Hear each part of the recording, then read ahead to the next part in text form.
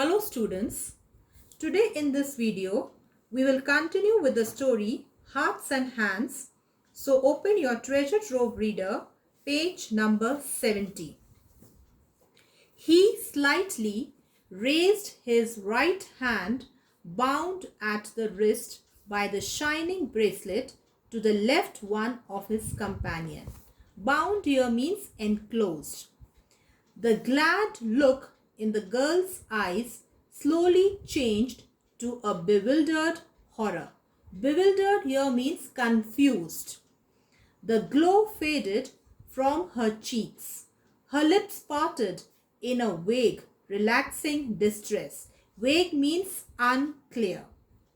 Distress means anxiety, pain. Easton, with a little laugh, as if amused, was about to speak again when the other forestalled him. Forestalled here means asked before. The glum-faced man had been watching the girl's countenance with veiled glances from his keen, shrewd eyes. Now, who is this glum-faced man? Marshall. So, he had been watching the girl's countenance. Countenance means facial expression with veiled glances from his keen, shrewd eyes.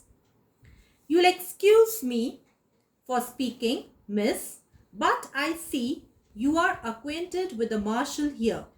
If you'll ask him to speak a word for me when we get to the pen here means prison, he'll do it and it'll make things easier for me there. He's taking me to Leavenworth prison. It's 7 years for counterfeiting. Counterfeiting means imitating something with intent to deceive. Deceive means cheat. So, the marshal has switched character after looking girl's countenance. He wants to show to the girl that he is a prisoner and Easton is a marshal. But we as a readers, we know that Easton is a prisoner. Oh, said the girl with a deep breath and returning color. So, that is what you are doing out here, a marshal. So, now that girl is relaxed. Why? She is relaxed because according to her, Easton is a marshal. My dear Miss Fairchild, said Easton calmly, I had to do something. Money has a way of taking wings unto itself, and you know it takes money to keep step with a crowd in Washington. I saw this opening in the West, and well, a marshalship isn't quite as high a position as that of ambassador, but the ambassador, said the girl warmly, doesn't call any more. He needn't ever have done so. You ought to means should, know that. And so now you are one of these dashing Western heroes, and you ride and shoot and go into all kinds of dangers. That's different from the Washington life. You have been missed from the old crowd. So now here she is telling him that you have changed a lot. Why? Because now you are a marshal and you ride and shoot and go into all kinds of danger. So now your life is different from the life what you were having or enjoying there in Washington. The girl's eyes, fascinated, went back, widening a little to rest upon the glittering handcuffs.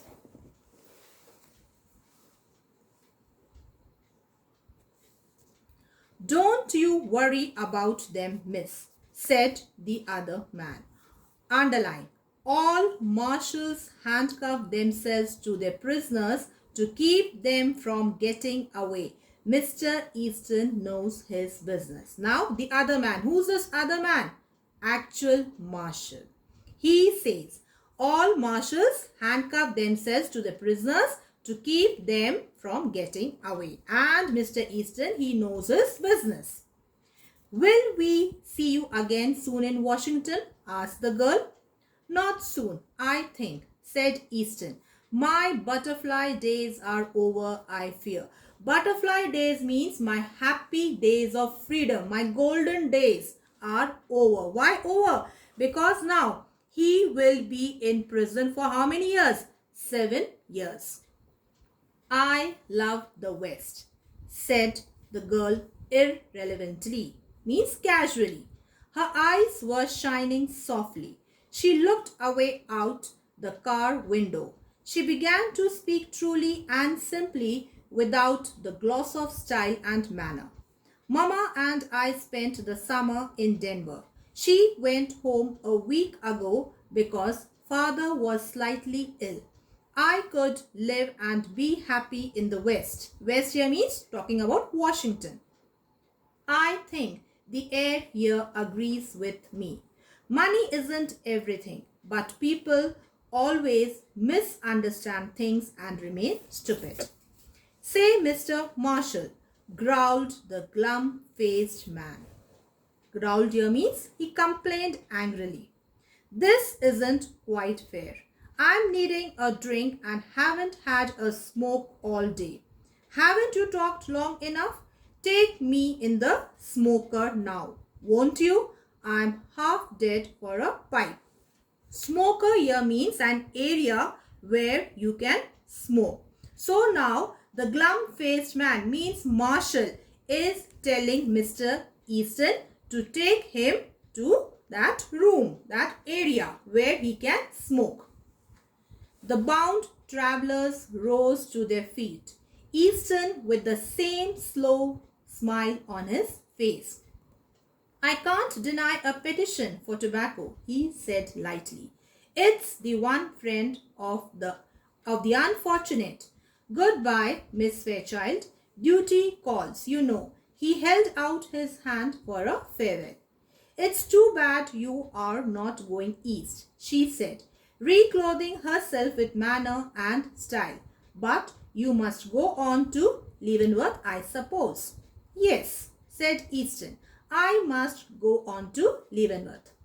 The two men sidled down the aisle into the smoker.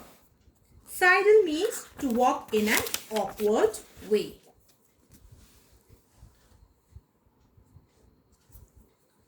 The two passengers in a seat nearby had heard most of the conversation. Said one of them that Marshall's a good sort of chap. Some of these Western fellows are all right. Pretty young to hold an office like that, isn't he? Asked the other. Young? Exclaimed the first speaker. Why? Oh, didn't you catch on? Catch on here means understand. Say, did you ever know an officer to handcuff a prisoner to his right hand? Underline this last line. Did you ever know an officer to handcuff a prisoner to his right hand? So, one of the two passengers noticed that Easton was the actual prisoner and the other one was the actual marshal, because marshals always handcuffed the prisoner in their left hand, and in this story Easton was the real prisoner because his right hand was handcuffed. So I hope so this story is clear to you. Thank you. Stay home, stay safe. God bless you all.